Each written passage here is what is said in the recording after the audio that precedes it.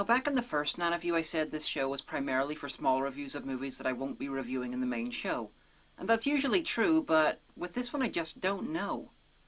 I go back and forth about whether this should be on my review list or not. Of course, if I was still doing plugs, I'd go back and forth on whether I'd plug it or not. This film exists in a weird metaphysical space in my DVD collection. But that might have something to do with it being too close to multiple adaptations of Flatland. Anyway, this is semi-reviewable, semi-pluggable, semi-nanoviewable. It's odd. Not for the movie itself, but how I feel about it. So, to play it safe, you're getting a Nanoview now, and then maybe a full review if I change my mind. Or if the show lasts about a decade. Which it might. This is Orks. Where some guys who had access to a serious amount of Lord of the Rings cosplayers got drunk and watched Evil Dead 2 a bit too much. And then stole a camera. At least, that's how I assume the film got started.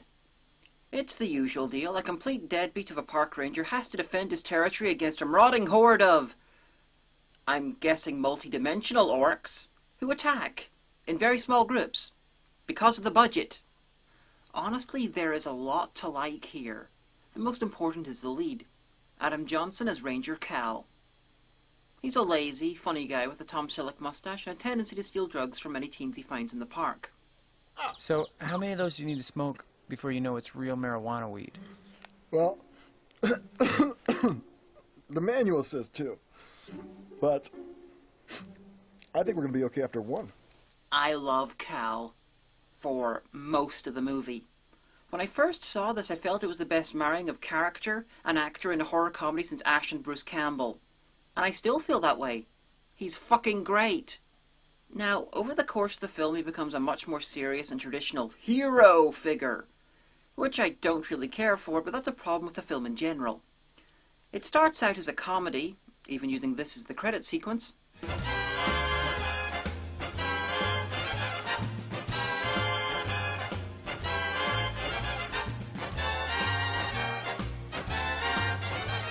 And slowly but surely turns into a horror/adventure/comedy, and then into pretty much a straight adventure movie. It's not helped by the fact that the orc suits seem to get worse as the film progresses. I'm not entirely sure what happened. Most of the film is set in bright daylight, and for most of it the orcs are brilliant. Or passable. Then as soon as the sun goes down, the orcs turn to complete crap, and the effects in general fall apart. Just in time for the movie to turn serious. The fact that this happens at night is just weird enough for me to bring up. Darkness is meant to hide crap like that. The sun is meant to be much less forgiving.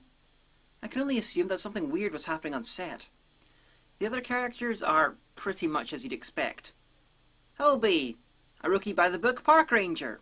Marge, Cal's serious boss who happens to have a small munitions factory by her office. And of course, walking Legolas reference. Cal's love interest played by Rennie Grimes.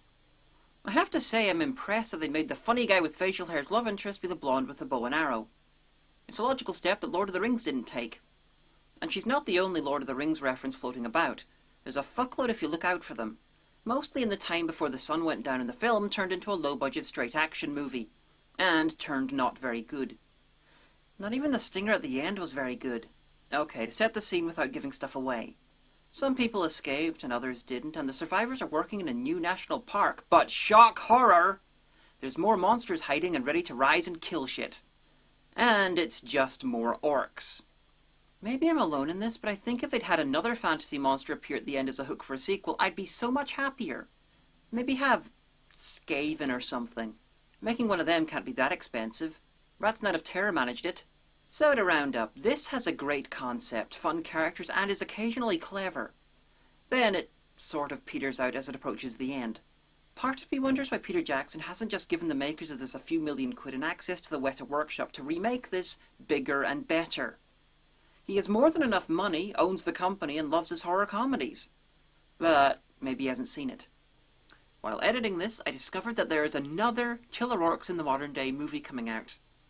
Orc Wars, where Adam Johnson plays one of the orcs.